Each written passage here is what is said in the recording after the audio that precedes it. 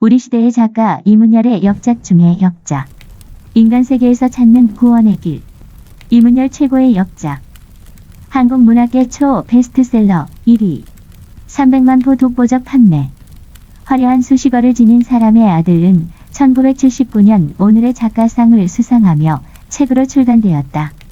1970년대 작가가 군대에 입대하기 전 써놓았던 원고를 이후 장편으로 개작하여 출간된 것으로 당시 이문열의 등장은 한국 문단을 깜짝 놀라게 했다. 엄숙주의가 강하던 문학계에 그의 소설은 새로운 문법의 등장과도 같았다. 이문열은 이 책의 출간 의의에 대하여 이렇게 말한다. 오랫동안 사람들이 신의 얘기를 하는 것을 듣지 못했다. 혹하더라도 그들은 쑥스러운 듯 수근거려 말했고 더러는 자기들의 은어로만 얘기했다. 그래서 감히 내가 말했다. 목소리는 떨리고 얼굴은 달아오른다. 그러나 신은 우리의 영원한 주제 중에 하나다. 출간 당시부터 커다란 화제를 불러일으킨 이 책은 1979년 초판에서부터 올해 2020년 5판에 이르기까지 40년이 넘은 지금도 독자들의 끊임없는 사랑을 받으며 우리 시대의 고전으로 자리매김하고 있다.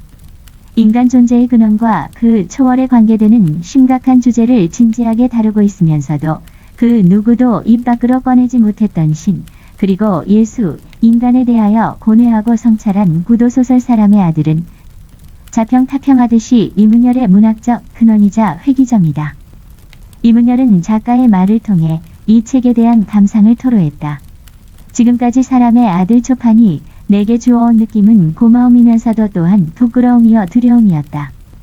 고마움은 이 책이 나의 모든 책 중에서 문학 안에서건 문학 바깥에서건 사실상 가장 많은 것을 내게 주었다는 데서 온 것이며, 부끄러움과 두려움은 그런데도 그 책이 내게 주관적으로는 가장 불만스러운 것이었다는 데 온 것이었다. 이문열은 이번 개정심판 머리말을 통해 사람의 아들의 지필 구상이 19살 때 억지스레 읽은 날림 번역 니체의 책 자라투스트라는 이렇게 말했다에서였다고 한다. 그 책의 첫 장 어딘가 영원한 방랑자란 말에 각주의 아하스 페르츠란 이름과 딱 두 줄로 그 행적이 나와 있는 것을 보고서 사람의 아들의 지필은 시작되었다. 이번 개정심판은 전체적인 내용은 그대로 유지하고 표현이 어색한 것들을 수정하였다. 또한 액자소설이라는 가독성을 높이기 위해 바깥 소설과 안쪽 소설의 서체를 달리하였다. 신과 인간에 대한 고뇌는 영원한 숙제다. 지방소도시 형사계의 남경호 형사. 그는 고시 준비를 한답시고 절반에 틀어박힌 적도 있고 한때는 글에 미쳐 이 나라에 신춘문예 제도가 있는 신문이란 신문에는 모조리 투고도 했으나 하나는 그를 그가 원하는 대로 내버려 두지 않았다.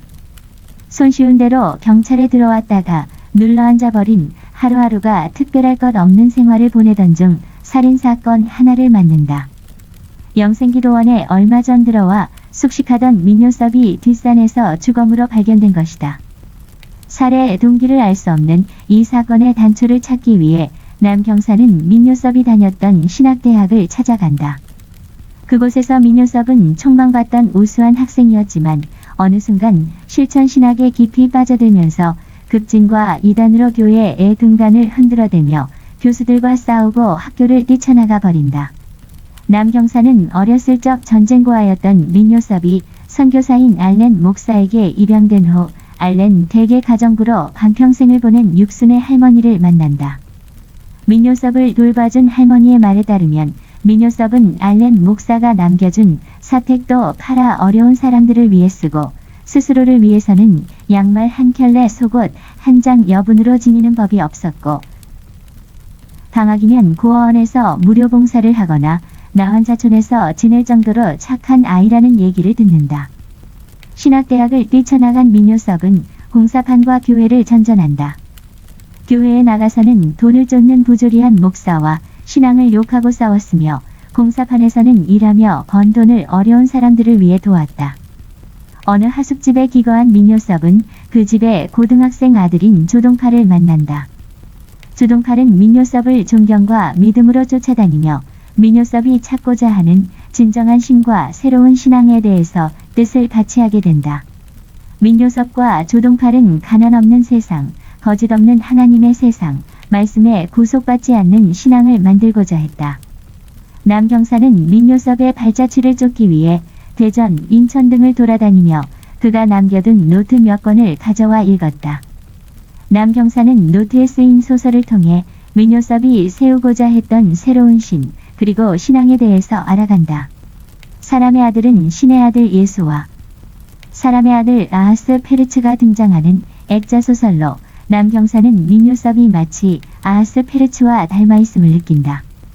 신은 왜 인간에게 고통을 주는가? 자비롭고 사랑 넘치는 그 신이 맞는가?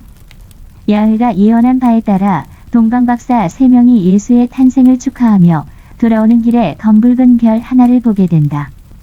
그들은 원인 모를 공포와 전율에 사로잡혔다. 불길하면서도 음험한 유혹의 빛이었다. 그 시각 샴마이아파 율법사 집에서 진정한 사람의 아들 아하스페르츠가 태어난다.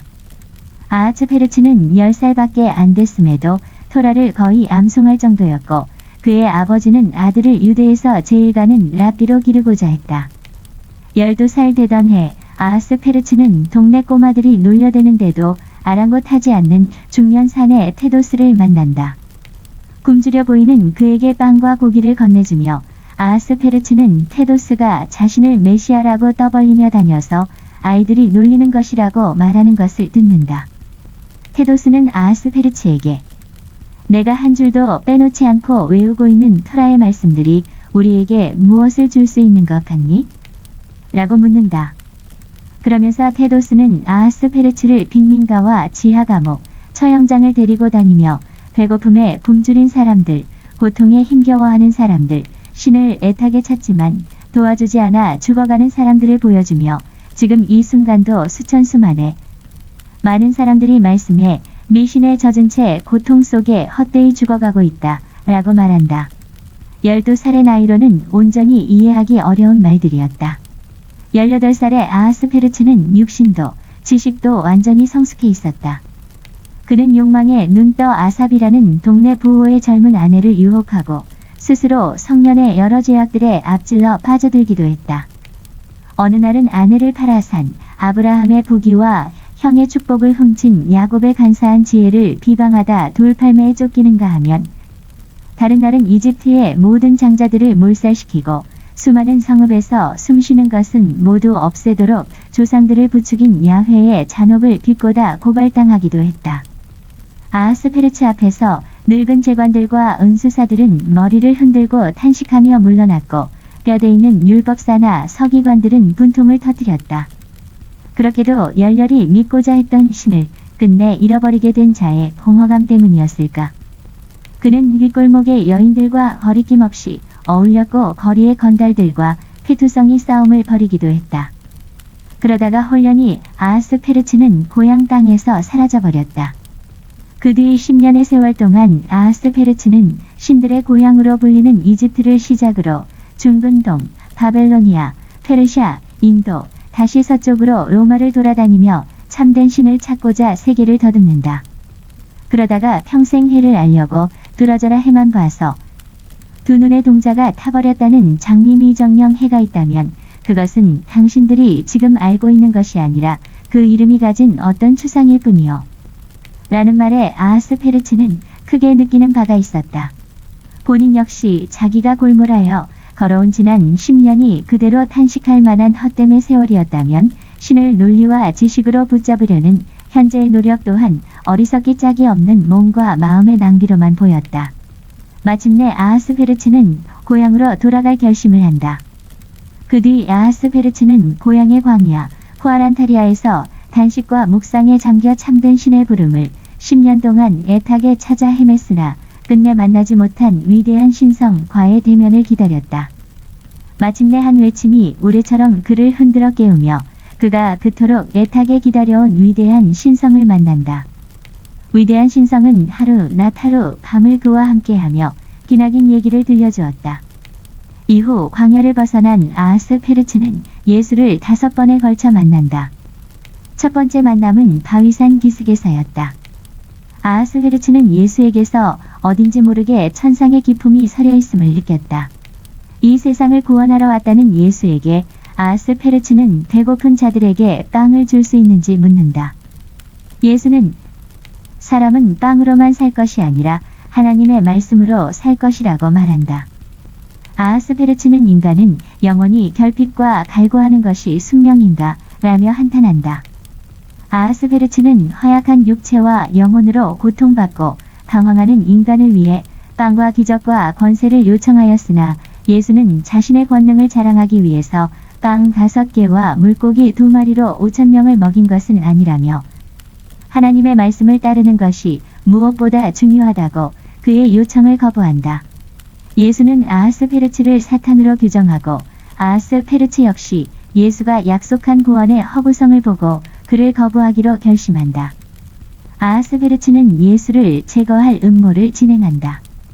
그리고 예수가 인간적인 구원을 기어이 거부하자 로마의 힘을 빌려 그를 처형하고 만다. 아스페르츠는 기약 없는 예수의 재림을 기다리며 끝없이 이 세상을 떠돌고 있다고 전해진다.